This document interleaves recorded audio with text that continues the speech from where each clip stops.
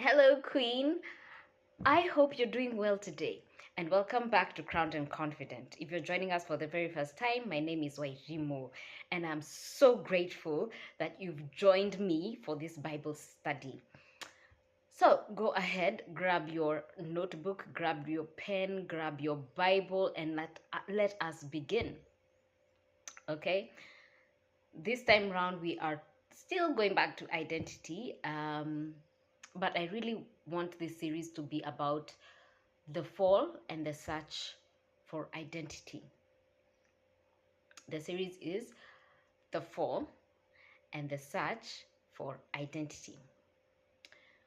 So, the reason I wanted us to talk about this is because um, we are always struggling as women to know who we are.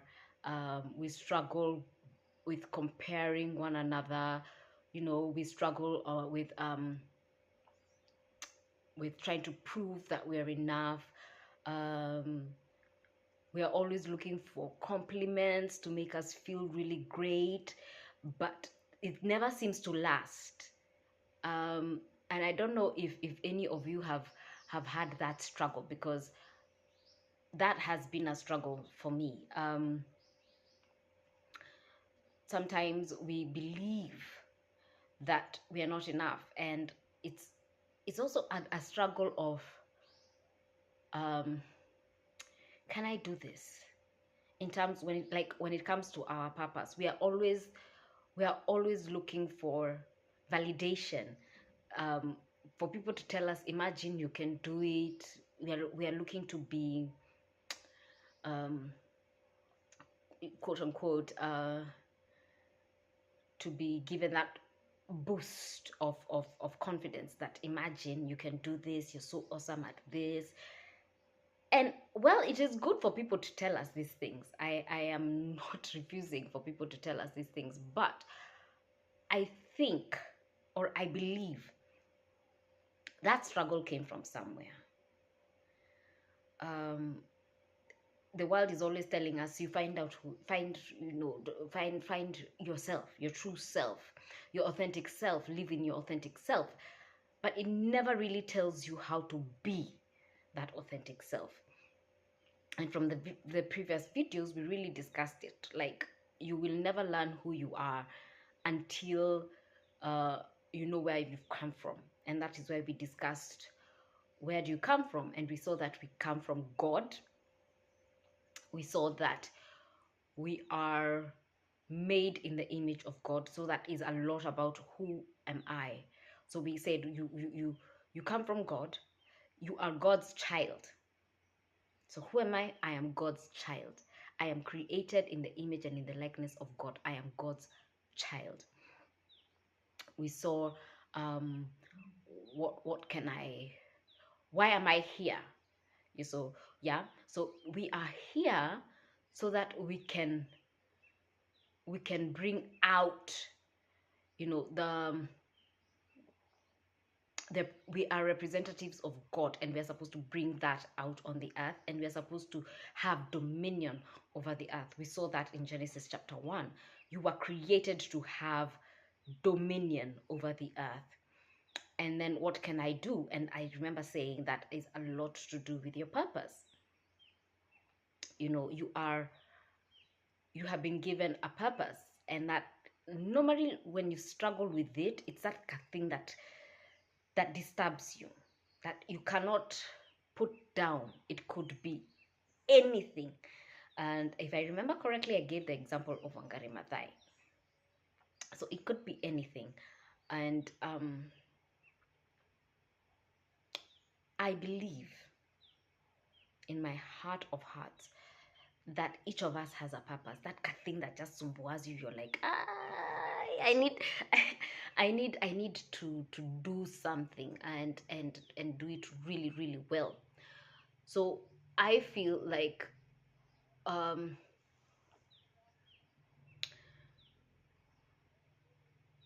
like every one of us, we have that thing.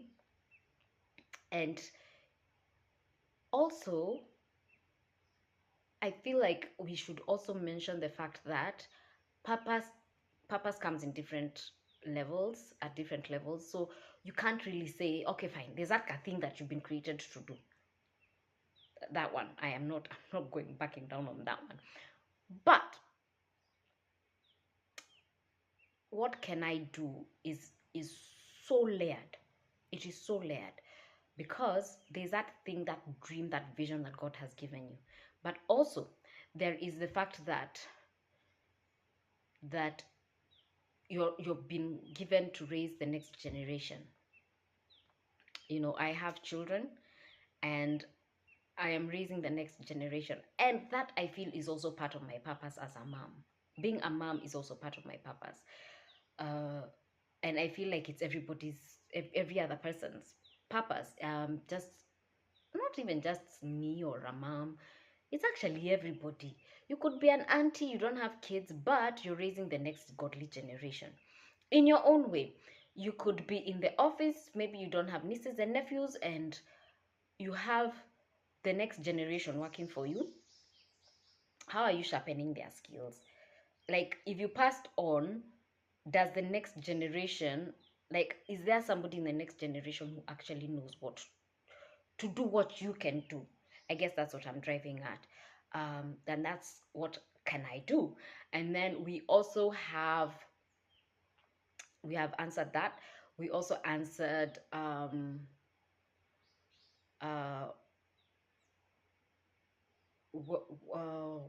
where am I going? And if I remember correctly, as I told you the last episode, you have choices with that one. God leaves you with that one as a choice. You can decide to follow him. And when you're following him, you know for sure that your next step, based on the book of Revelation, that your next step is the new heaven and the new earth, right? So you're not lost as to where am I going. So I hope from the last series you've answered those 5 questions. Where do I come from? I come from God. Who am I? I am a child of God. Why am I here? I'm here to be a representative of the kingdom of God. What can I do? You can do everything that God has created you to do. Okay? And where am I going? And that is an issue of eternity.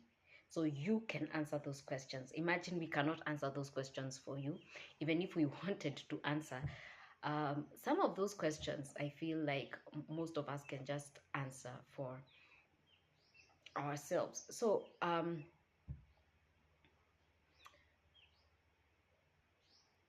we are now looking at Genesis chapter 3. And as I've told you, once you've answered those life questions, you start asking yourself, then why do I struggle so much if it's that simple?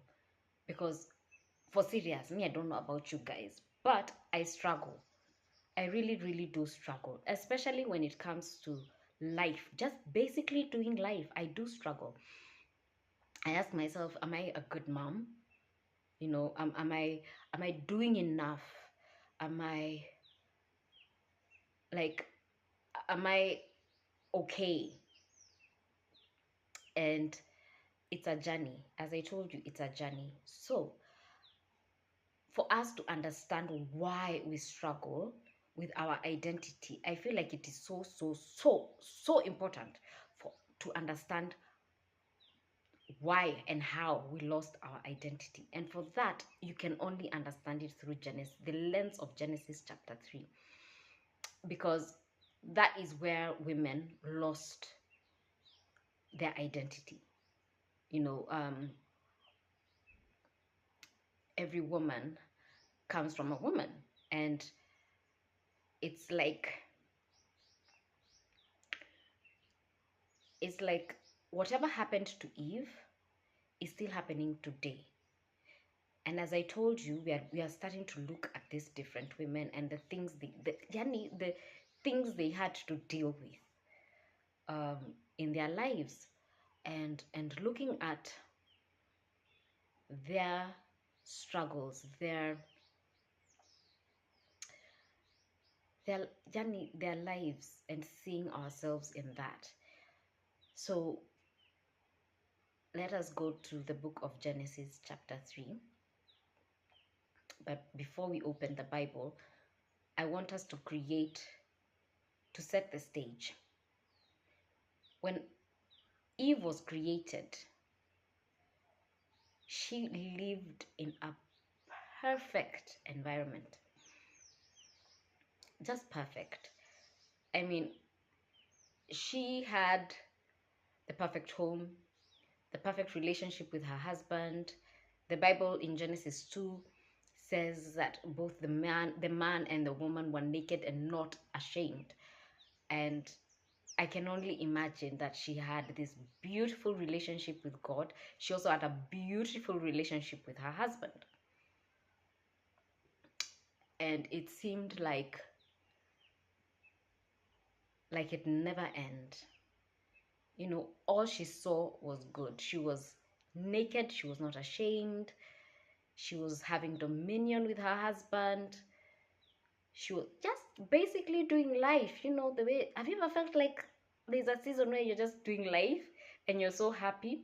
Hey, I've had one of those ones. Especially when I was younger, like in my 20s. You guys, I felt like life was lifing, you know, and I was so happy.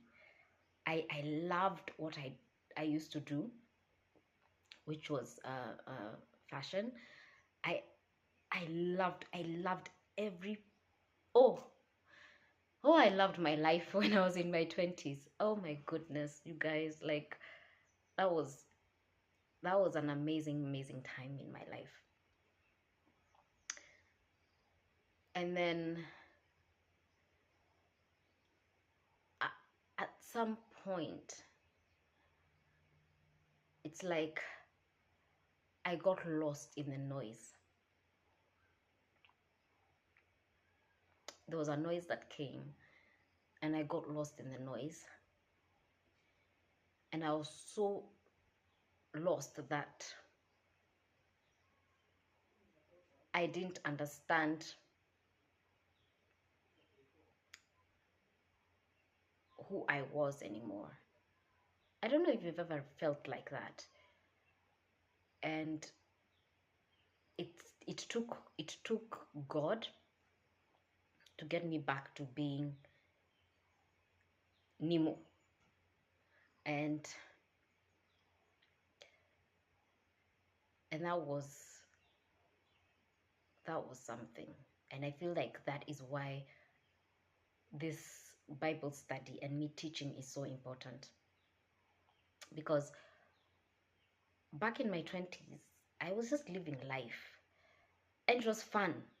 Oh my goodness. When I tell you I had fun in my 20s, I literally had fun. But it was short-lived. And the noises started pouring in. I started asking difficult questions, and now is when I understand who Nemo is from God's lens. So yeah, I when I read Genesis 3, I saw Eve. I have had an Eve situation, and maybe you have had it too. But that's just me. Let's read the story together and let's see where Eve's situation started and how she lost it. Maybe you'll see where you lost it as well, because when I read it, I saw me. I just saw my life right flash in front of me, and I was like, yeah, I'm like Eve. I understand her. You know. So as I said, we are looking at Genesis chapter 3, but I want to set the stage. So for those of us who are writing, today's Today's principle is this: every identity crisis begins when we stop believing what God says about us. I'll say it again. Today's principle: every identity crisis begins when we stop believing what God says about us. And it's that simple. Just believing what God says about us. Okay? The minute you stop believing what God says about you, my friend, you will have identity crisis. So let's turn to the book of Genesis, chapter 2, verse 16 to 17. I know, tunarudia, but context. And this is what it says. And the Lord commanded, and the Lord, where am I? And the Lord God commanded the man, saying, for every tree of the garden you may freely eat. So he's not refusing them to eat. Understand? But of the tree of the knowledge of good and evil you shall not eat, for in the day that you eat of it you shall surely die. Key point from he says that for in the day that you shall eat from it you shall surely die. Pause. That was the only instruction that Adam was given. He was told, listen, do anything you want. Note, he was not told, you know that tree of life, don't eat from it. That one he was free to eat from. But the tree of the knowledge of good and evil, he was not allowed to eat from that tree. That was the only thing that God told him. You see this tree, don't eat from it. So before the fall, before everything turned upside down, God had already spoken to Adam. He had told him what to do, and he had already told them the truth, because he's saying this tree of the knowledge of good and evil means that you have two knowledge. You can get two types of knowledge. You can get the knowledge of good, which you already have. Eve only knew good. And I feel like for a season, as girls, we are in that season where you are in a bubble of only good. Yani, all you know is good, especially when you're a young girl, maybe even when you're a teenager. Although in teenagehood now is when you start learning life, and life, it gets confusing, those noises.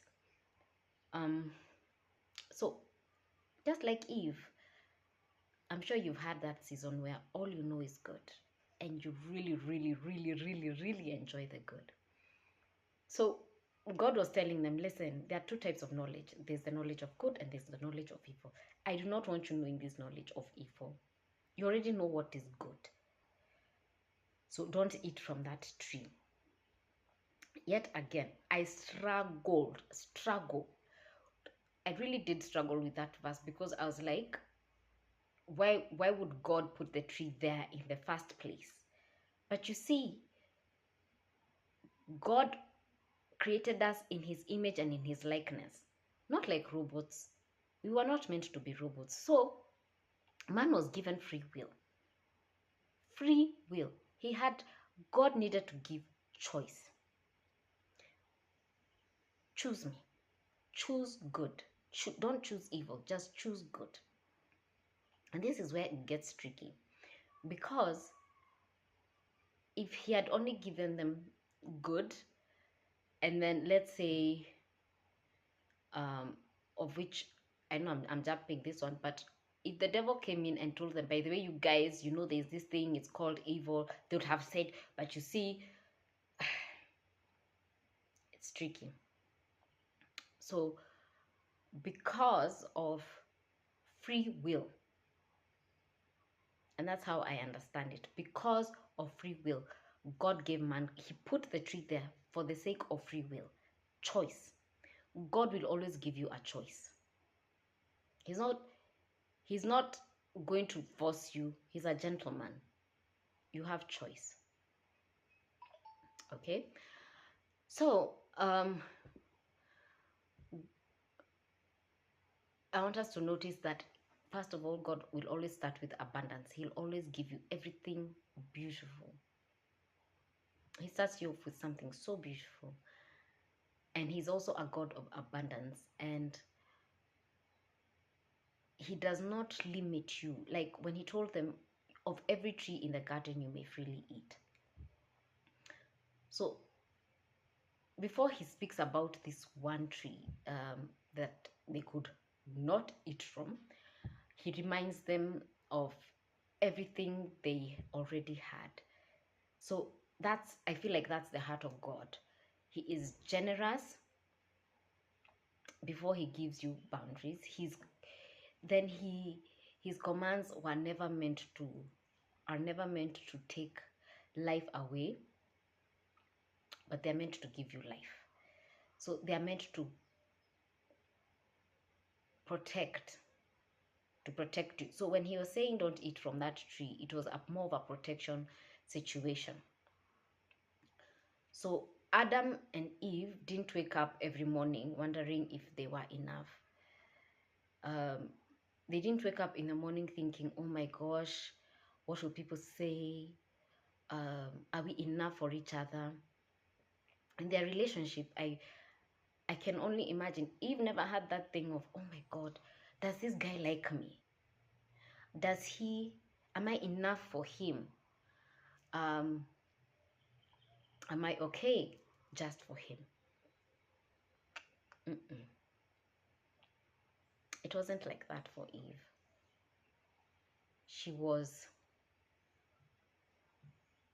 enough, and she was comfortable in God's presence, and she was also very, very, very comfortable in her husband's presence.